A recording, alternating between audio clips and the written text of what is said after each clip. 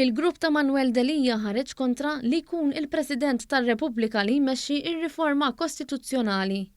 Kien fl-aħħar jiem li l-President Vella ħabbar lil pubbliku in ġenerali l-għaqdiet kostitwiti, NGOs u individwi jistgħu jibdew jibgħatu l-idejat tagħhom.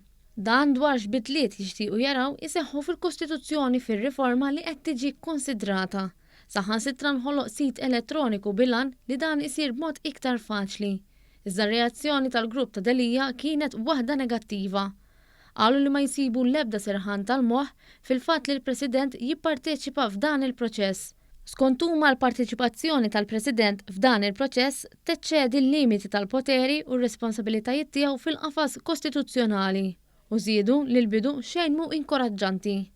Fi stqarrija fejn ma setax jonqos li jattakkaw lill-Gvern u r-riformi mnedija minnu, qalu wkoll il-proċess ta' konsultazzjoni imniedi mill-President Vella jista' jkun paraventu.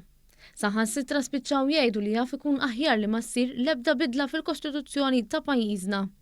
Ir-riforma kostituzzjonali hija xi ħaġa li għandha l-appoġġ taż-żewġ naħat tal-Kamra fejn saħansitra bħalissa qed isiru laqat taħt it-tmexxija tal-President Vella li ftit tax-xhur ilu inħatar fil-kariga bl-appoġġ unanimu tal-Parlament Malti.